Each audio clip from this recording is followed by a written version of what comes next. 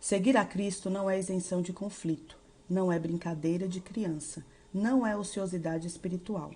Toda a satisfação no serviço de Cristo implica em sagradas obrigações de resistir a lutas severas.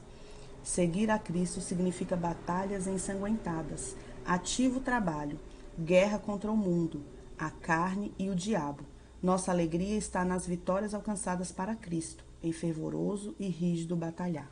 Esta descrição é semelhante àquela dada por João, quando Cristo foi revelado a ele na ilha de Patmos. Não foi outro personagem senão o Filho de Deus que apareceu a Daniel. Nosso Senhor vem com outro mensageiro celestial para ensinar a Daniel o que aconteceria nos últimos dias. Só eu, Daniel, tive aquela visão. E não restou força em mim. O meu rosto mudou de cor e desfigurou. Todos os que estão verdadeiramente santificados hão de ter experiência semelhante.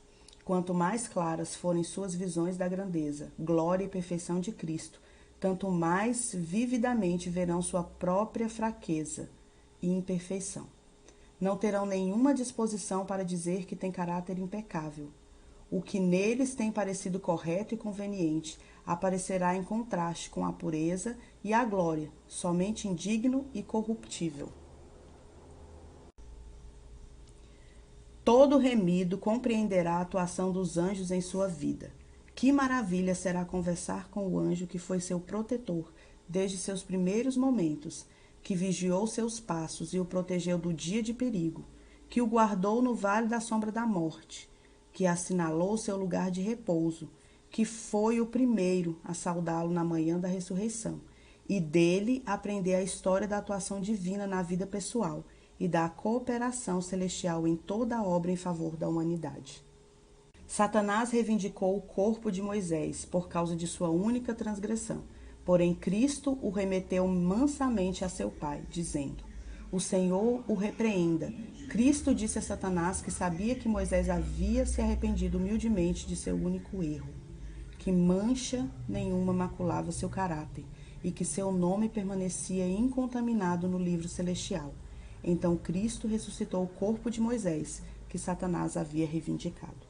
Importa que estejamos mais perto de Deus. Importa introduzirmos muito menos de nós e muito mais de Jesus Cristo e sua graça em nossa vida diária. Vivemos em importante período da história deste mundo. Acha-se às portas o fim de todas as coisas. As areias do tempo estão se esgotando rapidamente na ampulheta. Em breve será dito no céu: está cumprido. Quem é santo, seja santificado ainda. Quem está sujo, suje-se ainda. Sejam avivados nossos testemunhos. Apeguemo-nos mais firmemente a Deus. Não me posso abster de orar a 1, às 2 e 3 horas da manhã, para que o Senhor atue no coração do povo. Penso no céu, interessado na obra que está em andamento na terra. Anjos ministradores aguardam ao pé do trono, para obedecerem instantaneamente ao mando de Jesus Cristo, para responder toda a oração feita com sinceridade, com fé viva. Enquanto Satanás procurava influenciar as mais elevadas autoridades do reino Medo-Pérsia, para que não se mostrassem favoráveis ao povo de Deus, anjos trabalhavam no interesse dos exilados. Foi uma controvérsia na qual todo o céu estava interessado. Por intermédio do profeta Daniel, temos um lampejo dessa poderosa luta entre as forças do bem e do mal. Durante 3 semanas, Gabriel se empenhou em luta com os poderes das trevas, procurando conter as influências em ação na mente de Ciro. Tudo que o céu podia fazer em favor do povo de Deus foi feito. A vitória foi finalmente ganha. As forças do inimigo foram contidas em todos os dias de Ciro e em todos os dias de seu filho Cambises II. Que grande honra é outorgada a Daniel pela majestade do céu. Ele conforta seu servo tremente e lhe assegura que sua oração foi ouvida no céu. Em resposta àquela fervorosa petição, o anjo Gabriel foi enviado para influenciar o coração do rei persa. O monarca havia resistido às impressões do Espírito de Deus durante as 3 semanas em que Daniel estivera jejuando e orando, mas o príncipe dos céus, o arcanjo Miguel, foi enviado para convencer o coração do obstinado rei, a fim de que tomasse alguma decisão para atender à prece de Daniel. Sou instada a conclamar as igrejas a despertar do sono. Precisamos combater contra inimigos invisíveis e sobrenaturais. Precisamos revestir-nos de toda a armadura de Deus, a fim de estarmos preparados para as batalhas que temos que travar diariamente. Conclamo aqueles que recebem luz e conhecimento a orar mais fervorosamente e a vir em socorro do Senhor contra os poderosos. Quem são esses poderosos inimigos?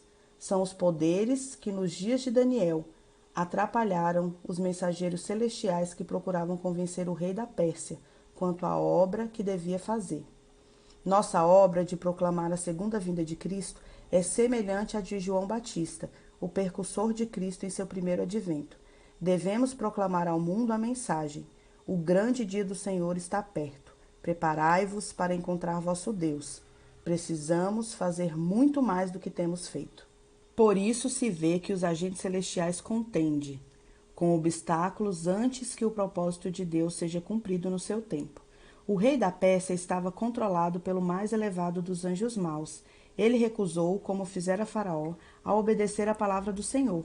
Gabriel declarou: ele resistiu-me por 21 dias por suas representações contra os judeus.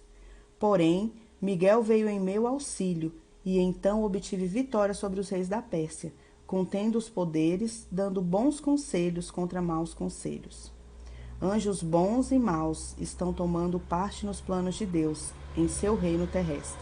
É propósito de Deus levar avante a sua obra em linha reta, de maneira que sua glória possa avançar. Mas Satanás está procurando contrariar os propósitos de Deus. Somente humilhando-se perante Deus poderão os servos de Deus fazer avançar a sua obra. Nunca devemos depender dos seus próprios esforços ou na ostentação exterior para o sucesso.